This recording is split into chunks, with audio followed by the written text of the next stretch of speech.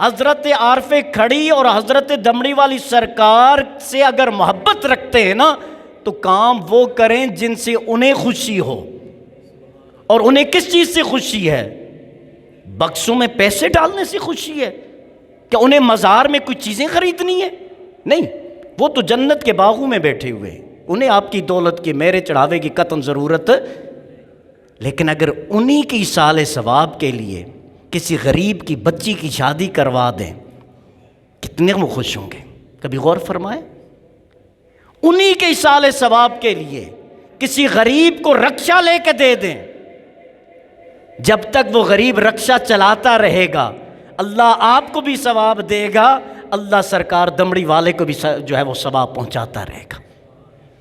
اگر آپ نے یہی کرنا ہے تو کسی غریب کے بچے کو تعلیم دینے کا خرچہ اپنے ذمہ لے لیں اور نیت یہ کریں کہ یہ ثواب میرے پیر و مرشد دمڑی والی سرکار حضرت پیر نیک عالم شاہ رحمۃ اللہ علیہ، حضرت عارف کھڑی رحمۃ اللہ علیہ کو میں پہنچاؤں گا.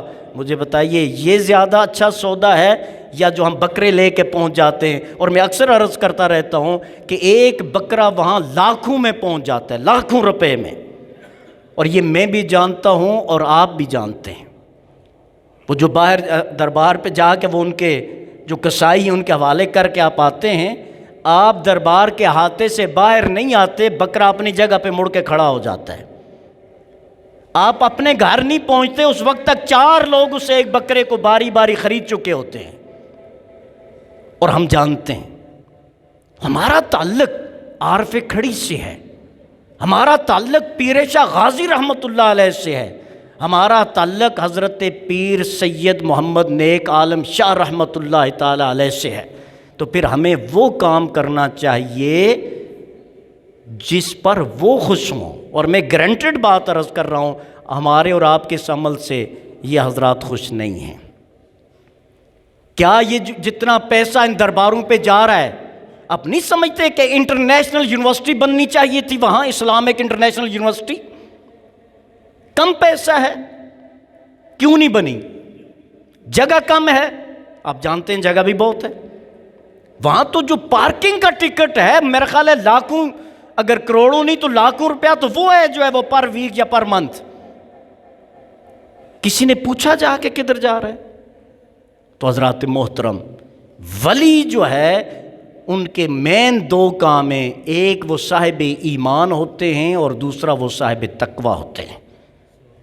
اور کامل ولی وہ ہے کہ جس کا مرید اور عقیدت مند بھی صاحب ایمان بھی ہو اور صاحب تقوی بھی ہو. یہ جو بیلیں، یہ جو چڑھاوے، یہ جو ڈولیاں، یہ جو رقص و سرور کی محافل ان بزرگوں کے نام پہ سجائی جاتی ہیں. حضرات محترم، اس کا دین سے ادب کا تقاضا یہ ہے کہ دور ہو کے سلام عرض کریں. تو یہ چیزیں نہ علماء میں بتاتے ہیں، نہ ہم بتاتے ہیں، نہ عوام سننے کو تیار ہے. بس جس کو جو دل میں آیا تو وہ. حضرت غوث الاعظم رضی اللہ تعالیٰ عنہ کا ایک ارشاد عرض کر کے اجازت چاہتا ہوں، وقت ہو گیا ہے. آپ ارشاد فرماتے ہیں حصلت العلم حتی صرت کتبا. آپ فرماتے ہیں حصلت العلم، میں نے علم حاصل کیا، دین کا علم، روحانیت کا علم، تقوی کا علم، عبادت کا علم، ریاضت کا علم میں نے حاصل کیا. اس حصول علم کی بدولت حتی صرت کتبا، اللہ نے مجھے مقام کتبیت پر فائز فرما دیا. یہ آپ کے مدرسے میں یہ جو بچے ہیں نا، یہ علم حاصل کرتے ہیں، انہی میں سے کل کوئی ولی ہوگا، کوئی کتب ہوگا، کوئی امام ہوگا، کوئی خطیب ہوگا، کوئی محدث ہوگا، کوئی مدرس ہوگا، کوئی مفسر ہوگا. تو فرمایا میں نے علم حاصل کیا، علم کے حصول کی وجہ سے میرے رب نے مجھے مقام کتبیت پر فائز فرما دیا.